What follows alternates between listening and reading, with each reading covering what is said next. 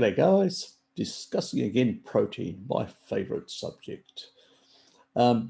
Look, there's always that sort of attitude that a lot of people out there, whether it's in the longevity community or whether it's in part of the therapeutic ketogenic community or different groups out there that continuously make big issues about protein and all that. As I pointed out in my video, which had to do with rats, which what I'll do is I'll pop up there somewhere eventually, and pretty much covers the point that basically we aren't, that all mammals can handle quite a bit of protein. It's only when things are deranged. So when you're basically glycating proteins, you're basically putting in seed oils, toxic seed oils that are basically causing inflammation and lipid peroxidation and all these aldehydes that are ripping lipid rafts and causing all sorts of mayhem in the body. Yeah, in that sort of environment, additional growth factors can be a problem. We know glutamate in a cancerous situation can be a problem as well. So, but in a healthy physiological person or animal, it's not an issue. So the thing is, the problem is we still have a lot of this mythology about protein. Recently, I had a conversation, a chat with Mary Ruddick, who basically has seen the Maasai, has seen that they have a very high animal protein diet. Their longevity amongst them, there are people that are living over 100 and people having long lives. The high infant mortality or deaths due to living in a very dangerous type environment, a precarious environment, having to deal with cats and all sorts of other predators. Obviously, that can influence those sort of, the average life expectancy. Average life expectancy is a bullshit. Once you weed out all the infant mortality or the injuries and stuff like that, and just look at the raw data of people who basically do not die from any of these other, and then look at basically all-cause mortality and issues like cardiovascular disease, cancer, or anything like that, you get a completely different picture. The Inuit, who are one group who consumed multiple generations high levels of animal foods, never had any issues, never even had a word for cancer or cardiovascular disease. It was unknown until they introduced refined sugar and oils in their diet, until basically those nasty refined pieces of crap entered their diet, that their colonial masters brought in to their environment. Only then did basically their health go to hell in a handbasket. So it's these sort of foods that are actually causing the problems: highly rancid oils and refined sugars. Nothing to do with protein. Our species, when it comes to the nitrogen 14-15 isotope analysis, is quite clear. I've talked about this profusely from the first moment I got onto the internet, so to speak, or on the web, but the YouTubia type environment. The first discussions, the early discussions that I had with Bart, were quite clear about, my research into this sort of area, that I'd already looked at the sort of nitrogen 15 isotope analysis that had been done in Leipzig, Germany, in the sort of the institute which deals with anthropology and primates. And it was quite definitive, and they have one of the best collections in the world. And when you look at the collagen, it's quite emphatic.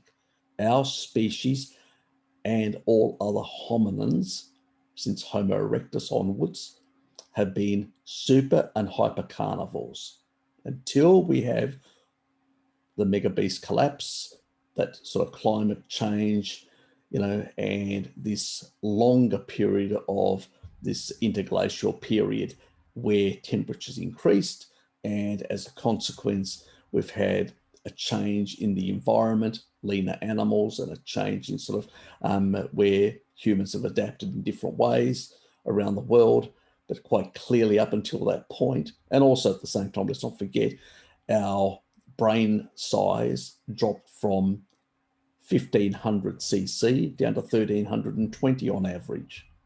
That tells you something. That tells you basically we cease to have ancestral foods in our diet. Now, but some people will say, oh, well, we're smarter today. Bullshit. When you look at tribal people and what they achieved and how they actually ventured out of Africa and spread around the world, just because you have the accumulation of cultural knowledge doesn't make you smarter. There are plenty of dumb people in highly technological societies. Smartness doesn't come from basically, you can have great philosophers and thinkers that have very deep insights into human nature, into nature itself and all that, with a limited cultural knowledge. Take a look at the ancient Greeks, the Chinese philosophers and all that. We don't get these sort of, exceptional people nowadays in those sort of numbers. Show me a great, show me a Schopenhauer, show me a, one of the great thinkers of the past, the 19th century or whatever, where they consume far more animal foods. Not many around, let alone further back. It's absolutely nonsense. I've actually shown the data of the high nitrogen 15 amongst the ancient Greeks as well, very strong warrior and intellectual society, built on animal foods and pastoral foods. It's quite clear what the actual data shows. And also the demystification that Barry Ruddock has also done, who lives in Greece and has travelled to the Korea Blue Zone and has actually seen for her own, with her own eyes, how they eat a very meat-heavy diet and very few carbohydrates. The complete opposite of what we've been told, because basically they just fabricate stuff, and the studies, the way they're actually designed, is so poorly designed that they ignore cultural differences in the way people consider certain types of foods, plus certain things are excluded from the questionnaires, which means they're not even asked. So they are not even recorded. And so somebody could say, well, it sounds like deliberate. No, if you consider that most of the actual academia has been infiltrated by vegetarians and vegans and pre-ecologists and all these sort of new lunatics who are corrupting science for their own ideological reasons, does it surprise people? I don't know why it surprises people, but these are the people that are pushing this crack pottery about how bad protein is. It's nonsense. It's absolutely nonsense. Now, we'll get into that shortly about the insulin to glucagon ratio, which has a big bearing on this. But this is a guy that I actually do subscribe to, Seamland. He had a recent thing on protein. I usually subscribe for the information when it comes to fasting and stuff like that. You can't look, like anyone, we can't cover everything. So he specializes, tends to specialize more on that. So I look into his information. I don't agree with everything, but I do. He does the research into those sort of areas that I'm interested in, but I don't have the time to do the research, and then I'll go and look at those studies and make my own conclusions on those fastings and stuff like that. And sometimes I'll mention that in my live streams, but I don't do particular videos on fasting myself, since he does and a few other people do. I'm more interested in actually looking at it and then just giving a general description in my live stuff, but focusing on things like carnivore, things on basically protein, things on biohacks and other things that I consider are very important. Circadian rhythms, light, stuff like that. He does touch on those sort of things as well. You know, some of the stuff I agree with him, some of the stuff slightly different. I have a different understanding due to deuterium, due to other areas of interest that basically he's less aware of or doesn't understand in the same way. But that's beside the point. This is more focused on the protein side. And one of his recent videos, which was a bit annoying the way he did it, we'll just go through it, bits of it. This is fair use, and I'm just going to cover a few points in that regard. So, protein is a pretty important macronutrient, and your body is made of protein. It needs it for repairing skin, building muscle, and producing some neurotransmitters. However, in the life extension community and anti-aging community, protein has gotten like a bad reputation, and eating too much protein is said to shorten your lifespan and accelerate aging. that's the crackpot community. We know who we're talking about. You know, there are a number of people in that community that basically are promoting sort of vegetarian diets, promoting these vegan diets, are promoting sort of fasting mimicking diets and all sorts of other sort of paraphernalia and all that. The reality is that it's all a fear of mTOR, mammalian targeting of rapamycin. You know, it's all this sort of typical nonsense. IGF-1, insulin. While IGF-1 and insulin can be an issue, in a low insulin to glucagon ratio, they're not. So it depends on whether you're shoving the seed oils and the sugars into that, food profile. Is it basically a clean profile or is it a toxic profile? And this is the problem with a lot of these people. Their focus is on the general sad dieter and they're not differentiating. One, they seem to ignore or don't understand the Randall cycle. And two, they seem to have a focus, this incessant focus that the protein is the problem, not the damn sugars. You know, they should basically not even be talking about the protein as being a problem. Once you take out the sugars, the protein is no problem. And, we know for quite clear when you actually reduce protein, your body breaks down. Your body over time will degenerate and degrade. We can see it in the tribal people of the Maasai and others, and we can see it in our modern culture, the levels of osteoporosis, sarcopenia, and all these other health problems are mounting every year. Highly glycating sugars causing the damage, then low protein to basically repair material is not there. And that's the problem with these modern diets. It's not the protein, it's the lack of protein. The lack of protein basically displaces sugar to a large extent when you add more of it in. But when you add less of it in, you get the opposite effect. This video talks about, does protein speed up aging and how much protein Definitely not. you should eat for longevity. Make sure you click like and subscribe as well. Well, let's put it this way. The sand people of the Kalahari, 3.92. If you remember going back to one of my early chats with Bart K, I actually cover this. It's in my playlist, Chats with Bart K. There's one there about the sand people, the Bushmen of the Kalahari.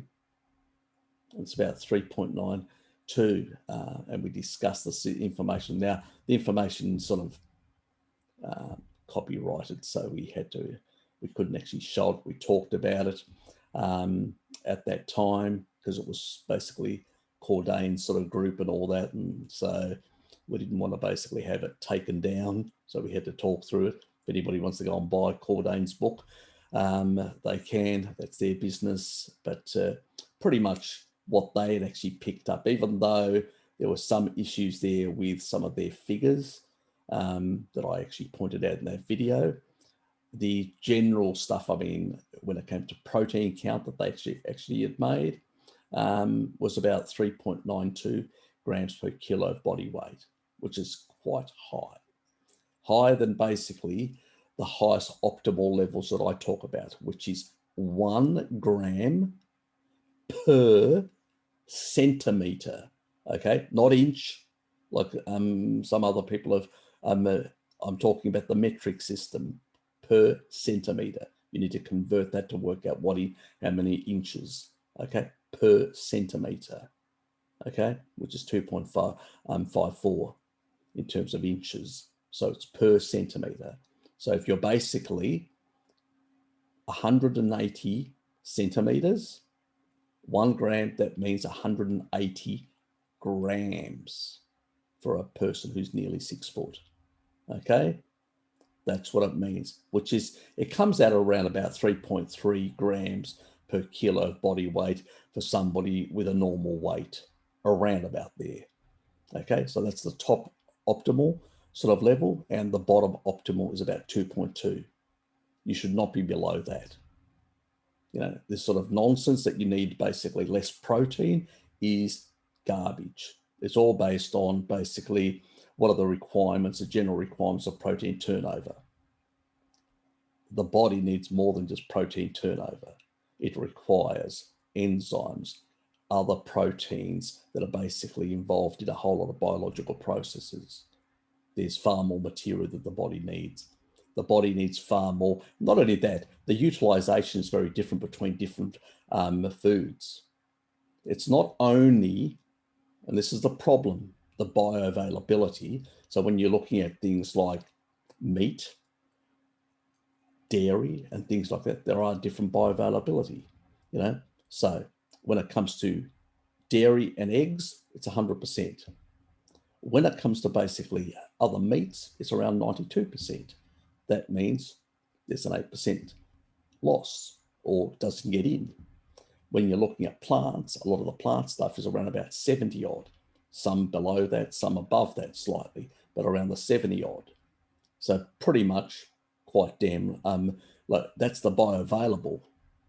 When you actually look then on top of that, the quality of that protein, you know, complete protein is only in animal foods. In these vegetable, unless you're buying powders, which are high in deuterium, that's the only stuff you're going to get sort of the right composition. Very hard to do it on a plant-based diet. Then you're looking at utilization. That means what can the body utilize? Well, it's nearly 50% when it comes to eggs, and quite high with certain types of dairy components. It varies quite a bit when it comes to dairy. And with, you know, meat, it's about 32%. When it comes to plant proteins, it's half that, close to about 17. Much lower. And then when it comes to powders, it's about as bad as the plant proteins, in some cases even worse, down to 15, 17, 15, 16, all over the place, depending on the quality of supplement that you're purchasing. So it's a mixed bag completely. But that's just basically covering that side in terms of the utilization. So there's a lot of factors when it comes to protein. So when people are looking at protein, this is why I do, you know, promote the idea of basically steak and eggs, you know, to get that higher level of protein in there. But let's continue with this. Well, if you're interested in similar topics about biohacking and health. Do it!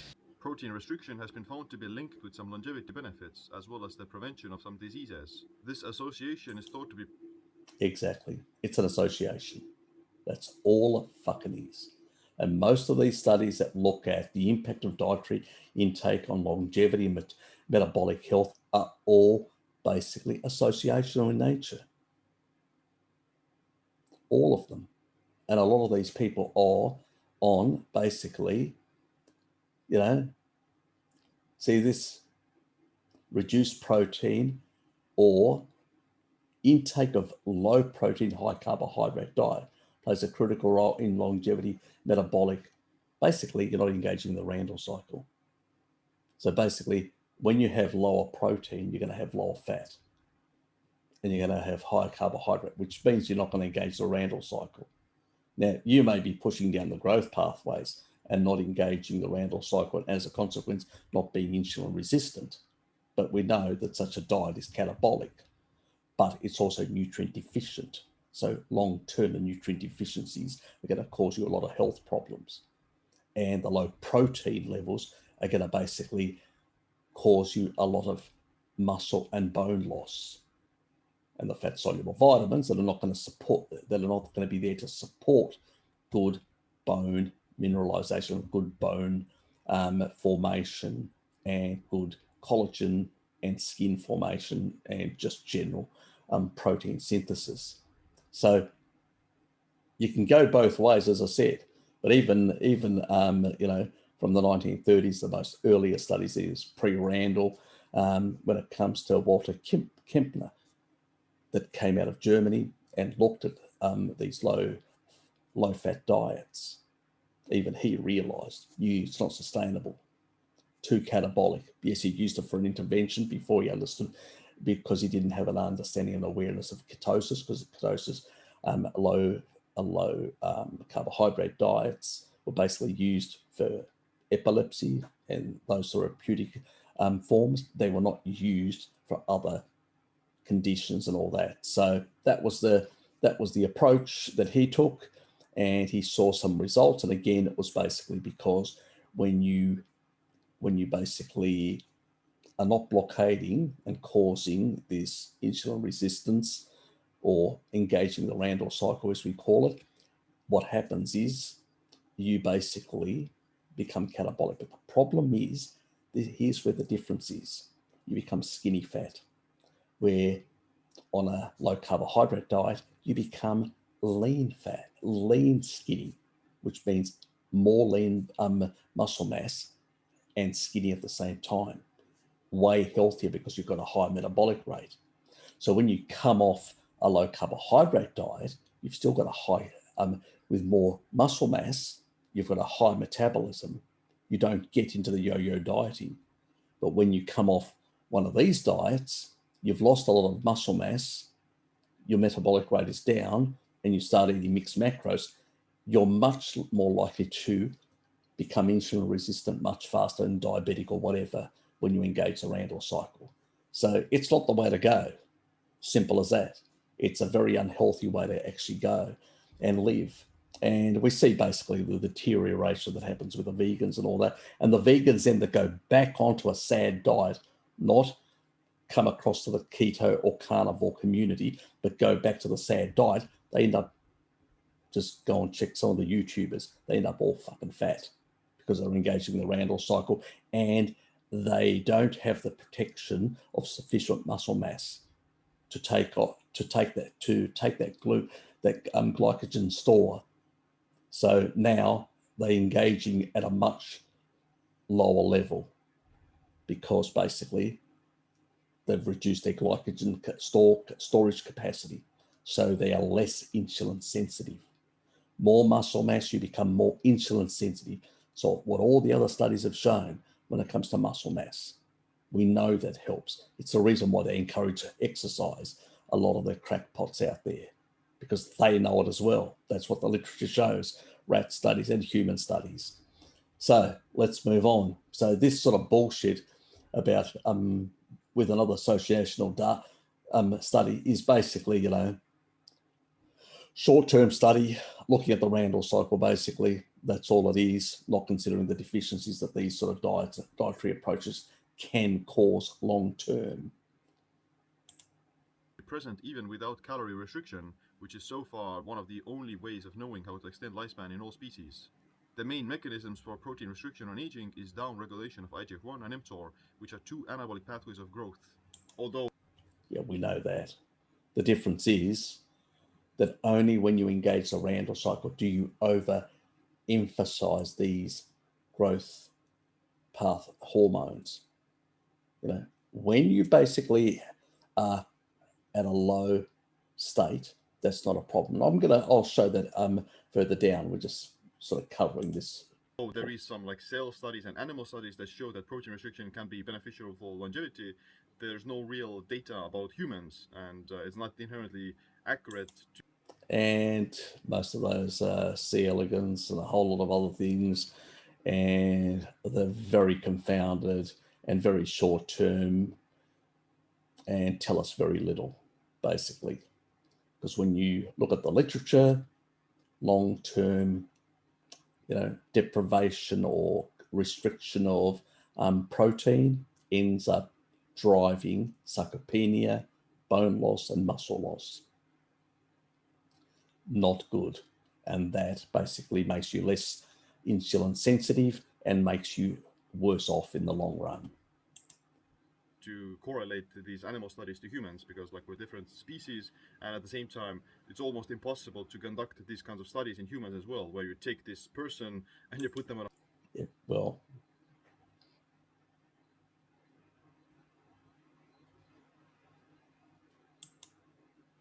so it's just basically telling us here methionine. They are how leucine and methionine drive mTOR, insulin IGF-1 for muscle protein synthesis. Yes, they do. But they actually drive at a much lower level. I do have a upcoming, which I'll actually discuss the leucine side and the insulin side in greater detail. But for argument's sake, I'm not going to go into it at this point. But that will actually demystify this component as well. But that's for another day.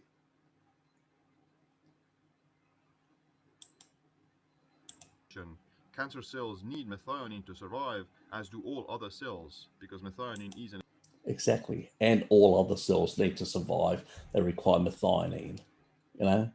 It's a sulfur amino acid. It's a key part of the detox system. Cytochrome P450 in the liver requires methionine. I mean, this is basic. If you don't have enough methionine, you can't detoxify. You can't basically run your methylation. So it's absolutely nonsense. I've discussed it before, unless you've got some genetics like I have, but generally speaking, methionine will convert to choline to folate. It actually drives the entire methylation system in the majority of people. Why would you actually reduce that? This is why vegans and vegetarians, when you look at studies that look at these people, have much higher inflammation, have much higher homocysteine. We know this. I mean, even Dr. Greger, who's one of their vegan MDs, even he admits in his talk about the 40-year-old vegan that actually died. We know why. I've discussed it in the past. I'm not going to go back into that area. But generally speaking, when we're looking at this sort of stuff, you want high homocysteine, don't eat animal products, eat kibble, and you'll have high homocysteine. Even omnivores that are engaging the Randall cycle, having a mixed diet, have lower homocysteine than vegetarians or vegans. So, I mean, yeah, okay, calorie restriction. You can't fast forever. You can't restrict forever. It's unhealthy. We know that.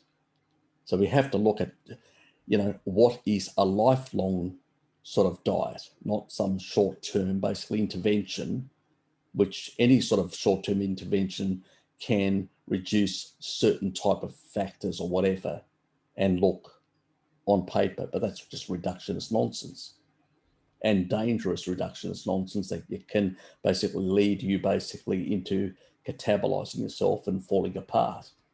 So it's crazy stuff. An essential amino acid.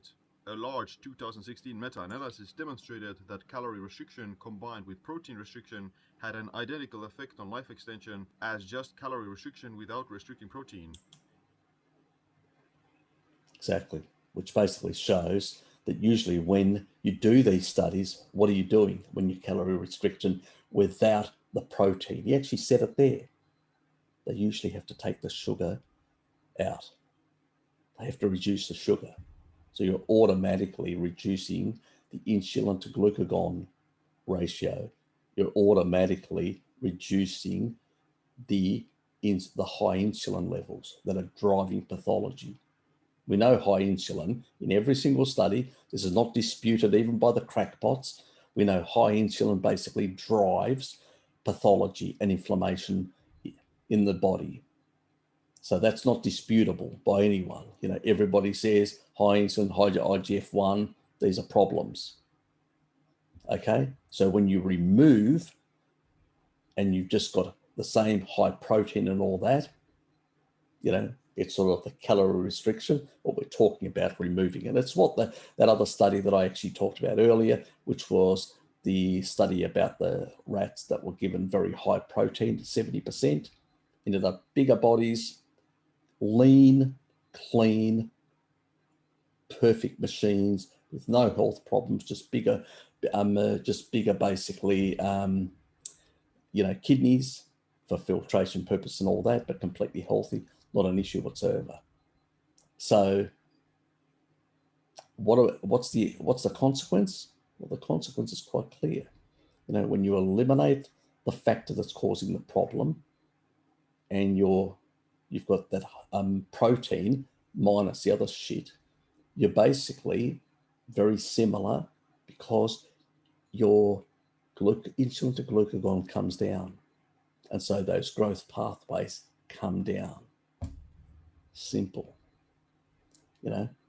So when glucagon is higher, insulin is lower. And when the insulin is lower, AMPK goes up, and so does basically, you know, hormone sensitive lipase. So you basically burn fat. So eating less protein isn't the most important part to increase longevity when it comes to calorie restriction. Calorie restriction will work regardless of whether or not you're restricting. Or you can basically just get rid of the actual sugar that's causing the problem in the first place, rather than you can't calorie restrict forever.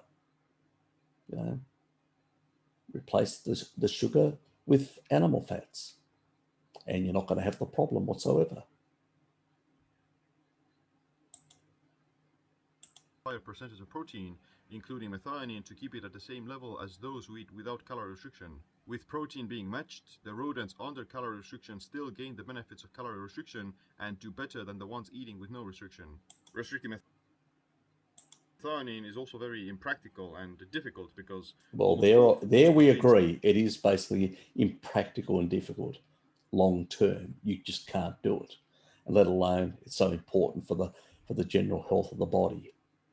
So this isn't a bagging for him, but basically he says some good things. He says some things that I disagree with, and then basically he misses to make the point. He doesn't discuss the Randall cycle. He doesn't discuss the insulin to glucagon ratio. He doesn't discuss any of these important factors that basically take these studies and just basically say, well, this is just garbage. Let's just throw it in the rubbish bin because they tell us nothing. Anyway, now let's get to this study. Now, this is the American Diabetes Association, one of my favorite organizations of crackpots. So this isn't an organization that we necessarily venerate or are very supportive. And this is back in 1971. This is just at the time when they were being corrupted by the Ansel Keys Mafia. Let's take a look. The biological opposition with insulin and glucagon exert upon the liver and adipose tissues suggest that the relative concentrations of these two hormones, which perfuse these tissues, may determine their net nutrient balance. A review of the recent studies of plasma, glucagon, and insulin levels revealed that insulin glucagon ratios varies inversely with the need for endogenous glucose production. low glucose eating means more glucagon is required for gluconeogenesis of that low level. So what's going to happen? Insulin has to come down. And that's what happens on a low carbohydrate diet. Being lowest in total starvation and highest during loading with exogenous carbohydrates. That means eating the shit. It's quite clear. This is 1971 and they knew it. They were taking measurements of people and measuring their insulin and glucagon levels. This is in a clinical setting, obviously, but it was quite clear. Take out the exogenous stuff, insulin comes down, and where insulin goes, so does mTOR and IGF-1, which means they come down, and they're not as, you don't have these over-exaggerated anabolism, which is important. Anyway, similar to the infusion of glucose precursors, alanine, remember that other on my previous video? Very important for gluconeogenesis. That is why animal foods are really good in a low carbohydrate state. So when you're doing low carb, you shouldn't be doing a low carb vegan, vegetarian type diet. Too catabolic and too problematic in terms of, and this is where people sometimes may have hypoglycemic episodes or all sorts of issues because they don't have enough alanine there potentially for gluconeogenesis. That's why stick to the species appropriate food for your species that your genes have transcripted and designed to basically produce the right sort of stuff for the right sort of body. Anyway, and that's what the nitrogen M15 data shows over millions of years until we basically, the climate warmed and we had to change to our detriment health-wise. Anyway, let's get back into it. Which in the fasting state causes a fall in insulin glucagon, a catabolic response increases insulin to glucagon during a glucose infusion, an anabolic response, which must spare alanine from gluconeogenesis. So basically when they infuse, there's an anabolic response, the body sort of has this sparing effect. So you need less. Anyway, the same biohormonal relationship to need for glucose production has been observed after a protein load. Normally, after an overnight fast, insulin to glucagon rises in response to a beef meal. An anabolic response doesn't rise too much. And there's a bit of a reason for that if you have it earlier in the morning, which normally people wouldn't have. It's the cortisol type thing, that the morning thing where you're pushing out a bit more glucose as a consequence of that stuff. And even early stuff, times when you get into a ketogenic diet or low carbohydrate diet, initially cortisol goes up and then it will come down as an adaptive process. That's when things like epinephrine or epinephrine tend to be slightly higher because they have a suppressive effect. This is another thing that the repeat people say, oh, you got high norepinephrine. That's normal. That is basically has a modulating effect at the pancreas to basically temper down insulin. Otherwise, you can end up with a hypoglycemic shock. You need to bring glucagon up in order to allow gluconeogenesis. If that doesn't happen, you can't produce endogenous since you're not eating glucose. What happens? Your body starts, going into hypoglycemic shock. So you need a certain level for your red blood cells and a whole lot of other parts. but you can endogenously within your body produce it. Precursor is mainly alanine, but you can actually produce it. The body's got Swiss Army knife to basically, when it comes to, can utilize other amino acids as well through its little Swiss Army knife processes within the liver.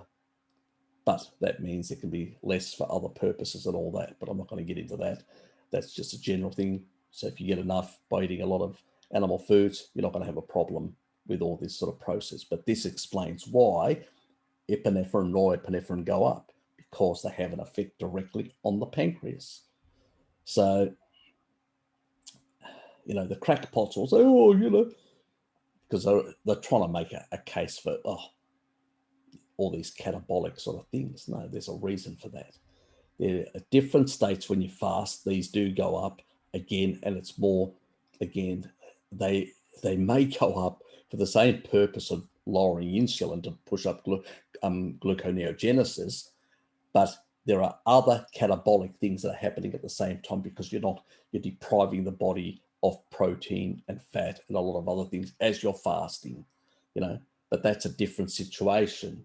But you still need the glucagon to be high to basically provide the gluconeogenesis. And that's when the insulin to glucagon is 0.8. It's much lower. So that's the actual difference. So these are just basically, these are controlled systems. The body knows what it's doing, but the reductionists see this and go, oh God, on its own, it could be a problem. But in relationship to this, interaction, these systems go up when these systems go down. This is normal physiological adaptation and adjustments to different nutrients that are coming into the body.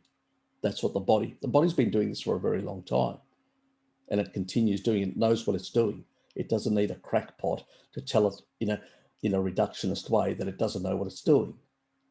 Just idiots basically ignore physiology the way it should work. These people still at least understood it back then. The modern day crackpots that have been brainwashed with a high carbohydrate philosophy are the ones that don't understand this stuff. Anyway, let's move to which part? Overnight, yep, in response. And then rising in response to a meal and anabolic response, while in the carbohydrate deprived, okay? So they're talking about here, when you deprive carbohydrates, subject, the IGF, the insulin to glucagon does not rise, remains at the catabolic level. During what they call very low insulin to glucagon, which is 1.3, when you're basically having a steak-only diet.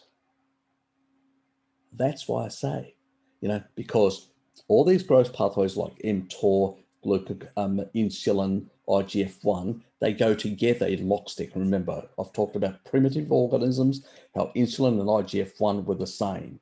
So if that's coming down, they go into lockstep. Even, where I showed the other video.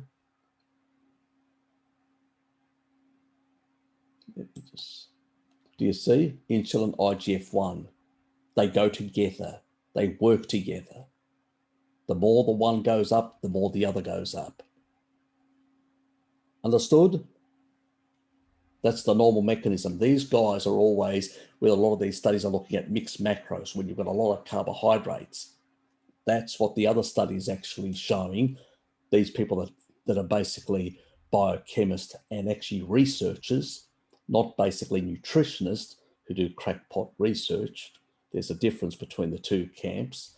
These people are, when you look at physiologists and biochemists, they're looking at the different processes in the way they actually operate.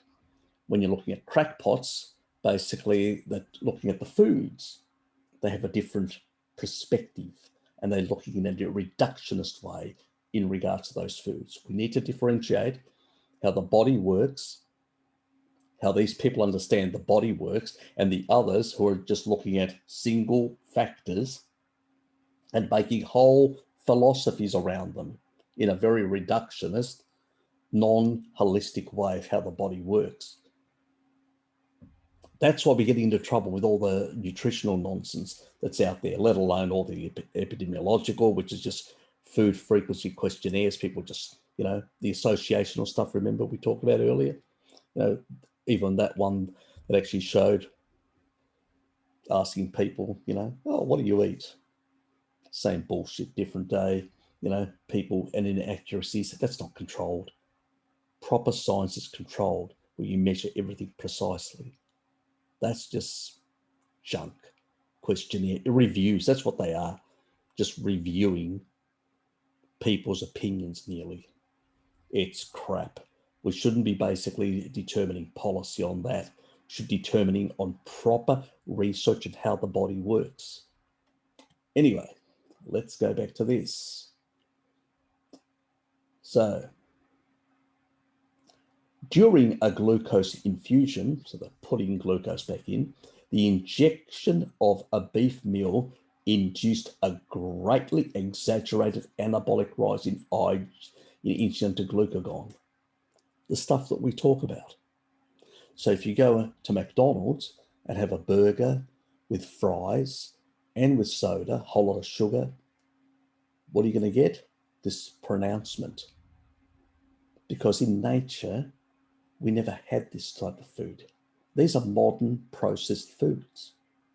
They're not natural foods where you combine massive amounts of sugar and fat at the same time with a whole lot of, with protein in the mix. So you've got all these things that are pushing anabolic pathways up at the same time. And what do? They point the finger at the meat rather than all these other things that are pushing the anabolic pathways up. As I said, we've got too much junk science out there. At least back in those days, they were still doing good research. Some of it wouldn't pass the ethics committees, like the Cahill stuff, where they infused people with insulin, infused them with insulin to prove that you could basically work with ketones and free fatty acids. You didn't need much glucose. They suppressed it down where a person normally would go into a hypoglycemic shock and die. And they had doctors ready to go just in case that happened. But they proved basically that we need very little glucose as long as you keep the stuff you eat out of the way.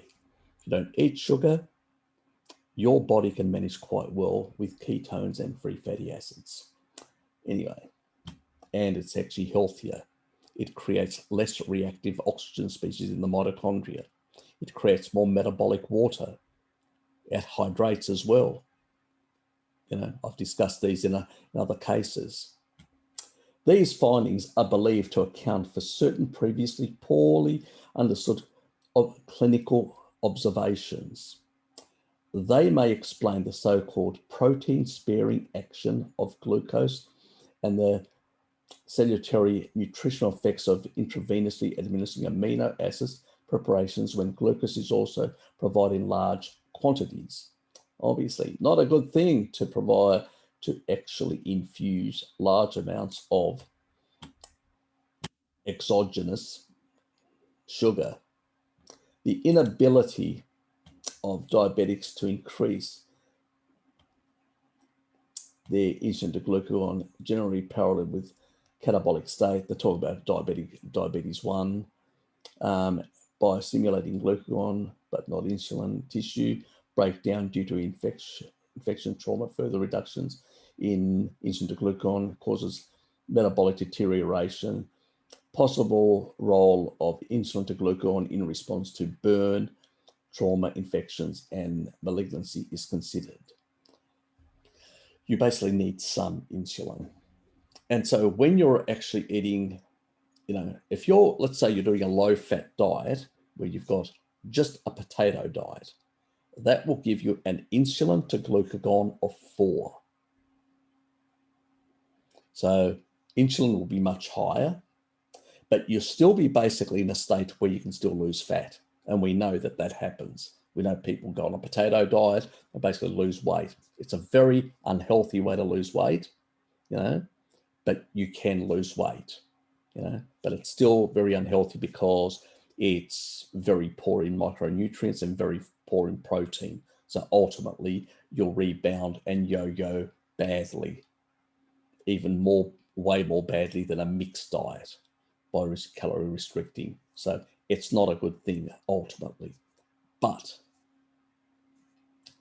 it depends how long you do it. There's a lot of nuances there. But let's just focus on the insulin to glucagon ratio. When you're having a steak, basically animal foods, it's 1.3. It's very low.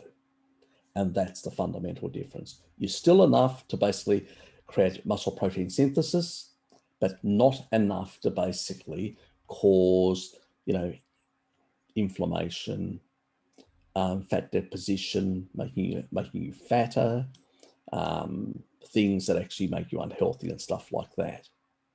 And this is the problem. We need to understand that basically a lower insulin and lower IGF-1 will also mean a lower mTOR. When these things are down to a much more healthy physiological level, they will drive muscle protein synthesis, and that's what we want. In a future study that I'll explain, I'll go into this in depth about the role of leucine and go into it and explain the differences and all this sort of nonsense that a lot of bodybuilders talk about insulin. And I'll explain how deleterious insulin is to these people, plus how they've got it all wrong. Because leucine can do it all on its own. You do not need. Above that is irrelevant. And I'll actually demonstrate that with good research, but that's for another day. This is to cover basically the issue that about protein and this madness that exists out there about being so hostile to protein. It's not protein, guys. Protein is good, is necessary for life, is necessary for your body. Just kick the sugar habit. It's the sugar that basically increases the insulin to glucagon. And when you increase insulin, you increase IGF-1. And when you increase IGF-1, you drive mTOR up as well. They all go in lockstep. It's basically the Randall cycle. It's basically this blockade effect and too many nutrients that will get stored. You inflame the body. It's a response. When you're overwhelming the body with too much, the body will actually respond in an inflammatory way and force this into storage. It's a defensive system. That's fine if you're doing it seasonally or occasionally. But if it's a constant day in, day out basis because of modern refrigeration, which we can basically hold and keep and store, and other chemicals and preservatives and all that, and keep a lot of foods shelf life for months and all that, and we can have this garbage all year round, that's what's really destroyed our health. Large parts of our population, they just don't know it because they don't understand these biological processes. Before, seasonality kept it in check. More physical activity, outdoor working, kept the glucose levels down. Even when you ate some glucose, people had much less calories back then, but even that would just replete glycogen.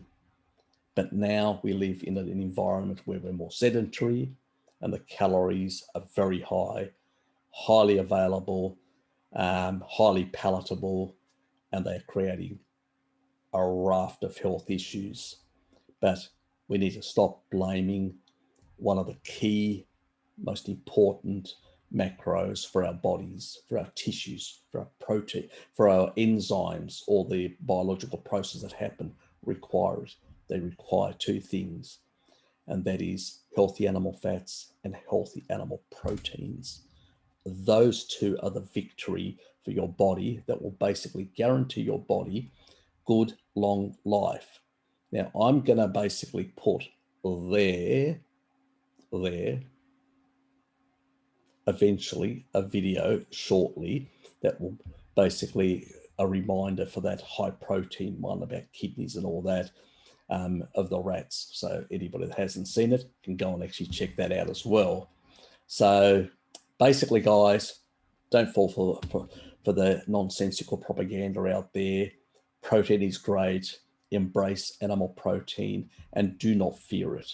Anyway, see yous.